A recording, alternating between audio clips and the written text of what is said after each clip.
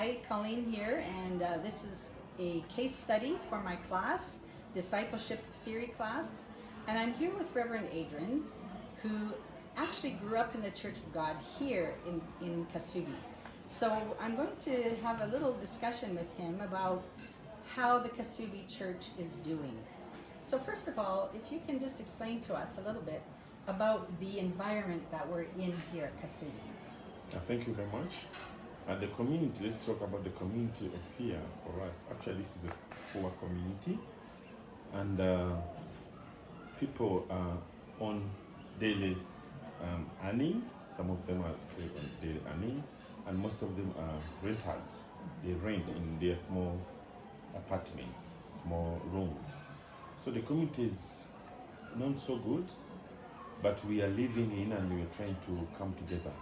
Is it quite crowded in this area? It is. It's a quite crowded area, and but again, sometimes they come, they shift. It's not. Some of them are not reliable. Okay. So when they try, some of them when they come to doing well, they shift to another community. So tell us a little bit about how this affects the church at Kasubi, the Kasubi Church of God. It affects us because we don't have. Most of the people they are not landlords. They own. They don't own their land. Yeah, they don't own their land. So most of them are just renters, and these are the people you cannot be right on daily.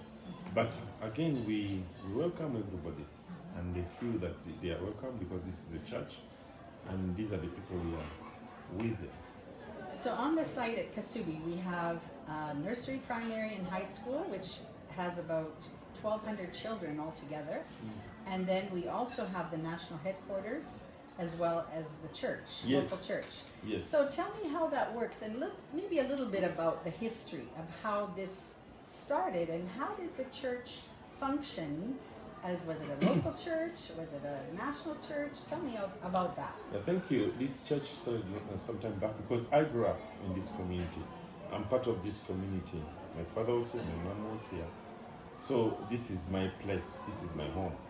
And the church started a long time ago in 1983. This is when the church began.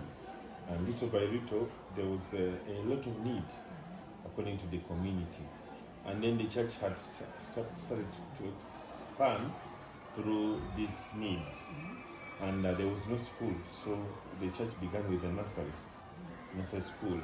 As the church grew and as the school grew, there was a need to begin a high school.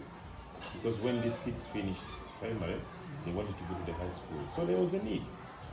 And as I told you that most of the people around, they are very poor, they are very low income earners. So they couldn't manage to raise school fees. So this is when the scholarship came in. So the church thought and saw there's a need of these kids to have a quality education. Okay.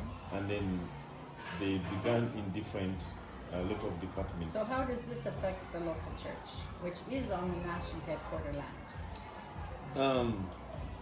Actually, with us in the local church,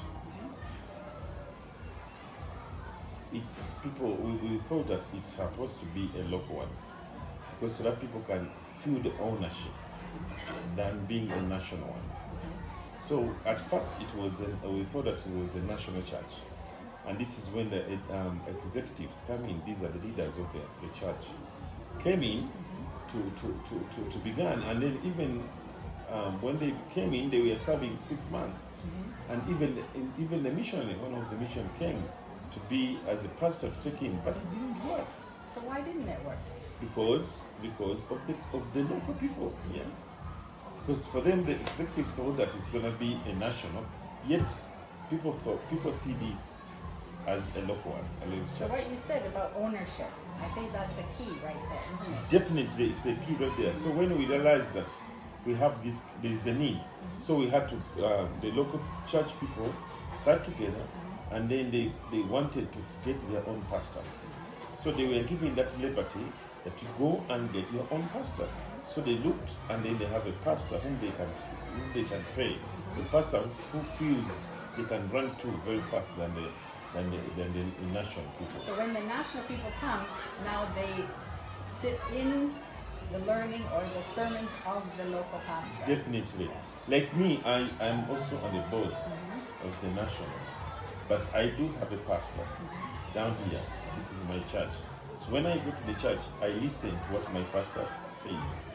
So you think the turning point was giving ownership to the local church, Definitely. which gave it an identity. Definitely. Right? Definitely. But again, we call it also a national. Okay. Because we do have national functions. Because this is our headquarters, Church of God of East Africa. This is their headquarters. This is a church headquarters. So people from outside, they look, for them when they look, they feel this is a national church. So we also give them to have that liberty because the headquarters is here. So when the pastors comes together, they do their functions here. When the women comes together, they do their function here because they feel this is their headquarters church. So it's really a 3-in-1. Yes. But for this case study, we're talking about the Kasubi Church of God and how it's adapted to be a local church and it's functioning still within the arms of the national church. So it is very distinct in its own identity, but it is also it's growing, right? It is. The church is growing. It is. I've seen it because many years ago, the church could not even pay their own pastor. The church could not even afford. But now I'm seeing the little they have. Because they feel the ownership, they can pay their pastor and they're paying their assistant pastor. So there's that, for us when I see it, it's a growth. That's very good. Thank you. And I hope this gives us some insight to my focus on the Kasubi, the local church here at Kasubi, and how it has adapted through the different challenges. Thank you.